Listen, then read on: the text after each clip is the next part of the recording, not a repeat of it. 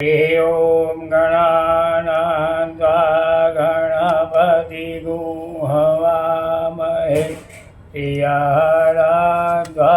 प्रियपतिगुं हवामहे निधीनान्त्वा निधिपतिगुं हवामहे वसो मम आहमजानि गर्भधम्म त्वमजासि गर्भधाम्मा।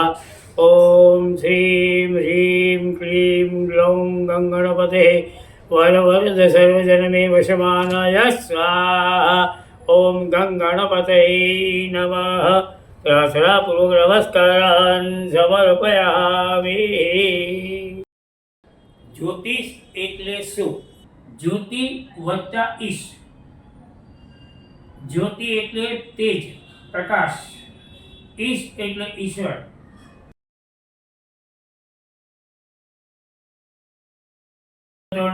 મહાકાય સૂર્યકોટિ સમપ્રભ નિર્વિઘ્नं કુરુ મે દેવ સર્વકાર્યેષુ સર્વદા.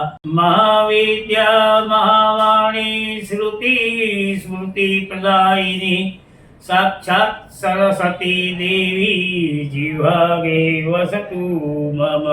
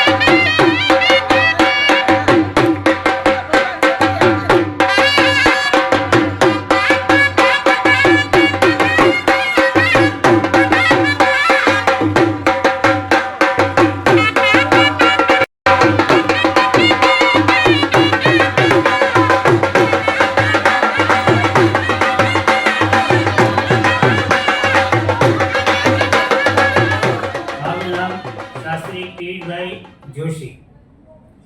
કર્મકાંડ જ્યોતિષ ભાગવત નો 47 વર્ષનો અનુભવ. મારા ઘણા બધા યજમાનો દ્વારા એમનો એવો આગ્રહ છે, મેં જે કંઈ જ્ઞાન મેળવ્યું છે અને જેટલો 47 વર્ષનો મારો જ્યોતિષનો, કર્મકાંડનો અને ભાગવતનો જે અનુભવ છે એનો લોકોને અનુભવ મળે એના માટે કંઈક કરો. ઘણા લોકોને એમ થાય છે કે જ્યોતિષ એટલે શું છે? જ્યોતિ વત્તા ઈશ, આ બે શબ્દથી જ્યોતિષ શબ્દ બને છે. જ્યોતિ એટલે તેજ, પ્રકાશ. ઈશ એટલે ઈશ્વર. ઈશ્વરે આપણને આપણા જીવનના અંધકારમાંથી એક જ્યોતિ રૂપે, જ્યોતિષ શાસ્ત્ર રૂપે એક તેજપુંજ પ્રકાશ ઈશ્વરે આપેલો છે. એનું નામ છે જ્યોતિષ શાસ્ત્ર. આપણા ઋષિ મુનિઓએ હજારો વર્ષ સુધી તપશ્ચર્યા કરી. આપણે એક દી કરી શકતા નથી અને એમણે હજારો વર્ષ સુધી તપસ્યા કરી 6 શાસ્ત્રનું નિર્માણ કર્યું. એમાંનું એક શાસ્ત્ર, એનું નામ જ્યોતિષ શાસ્ત્ર. કે જે જ્યોતિષ શાસ્ત્ર દ્વારા આપણે પૂર્વ જન્મના જે કંઈ કર્મ કરીને આવ્યા છીએ આ જન્મની અંદર આપણે શું સારું ખોટું ભોગવવાનું છે એ આપણી જન્મ કુંડળી પરથી, ચંદ્ર કુંડળી પરથી, મહાદશા અંતરદશા પરથી આપણને એક માર્ગદર્શન આપ્યું છે જ્યોતિષશાસ્ત્ર દ્વારા. દાખલા તરીકે જ્યોતિષશાસ્ત્રમાં બતાવ્યું છે કે ગ્રહો પ્રમાણે, રાશિ પ્રમાણે લોકોના સ્વભાવ હોય છે. દાખલા તરીકે મેષ રાશિ હોય, મેષ રાશિમાં અક્ષર આવે અ, લ અને ઈ.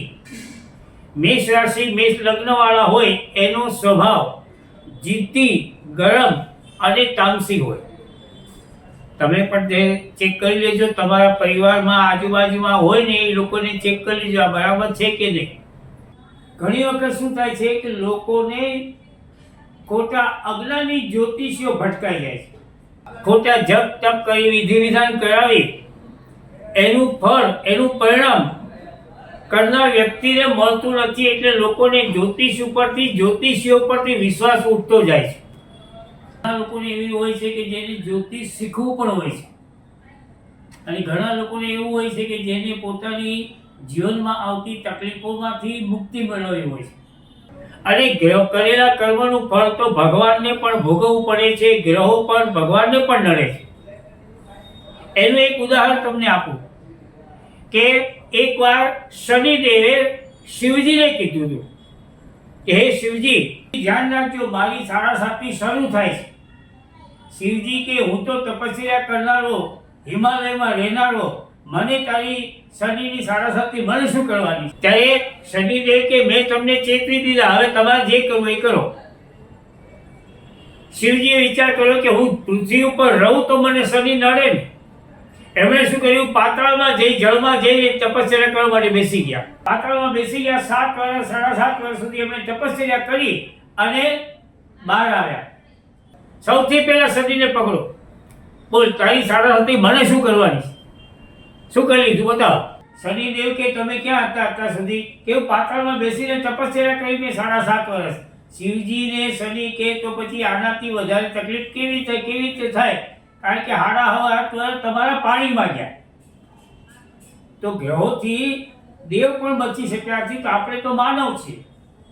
બીજા ઉપરાંત એવા ઘણા બધા લોકોના પણ પ્રશ્નો હોય છે કે મકાન કઈ દિશામાં લેવું, એનો અંક કેવું જાતનો હોવો જોઈએ, દુકાન લ્યો, મકાન લ્યો, વાહન લ્યો કે ઓફિસ લ્યો, તમારી રાશિ કઈ રાશિ પ્રમાણે કયા દિશાનું તમારે મકાન લેવાનું એ પણ જ્યોતિષશાસ્ત્ર તમને બતાવે છે.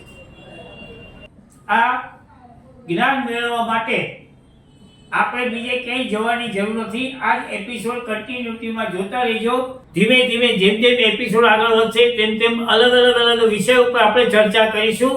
સૌને જય શ્રી કૃષ્ણ. આના પછીના એપિસોડની અંદર વ્યક્તિનું કઈ રાશિ ઉપરથી કેવી રીતે નામ પડે છે તથા જન્મ કુંડલીમાં લગ્ન કઈ રીતે નક્કી થાય છે. એટલે લગ્ન કુંડલી, જન્મ કુંડલી એક લગ્ન કુંડલી ગણાય.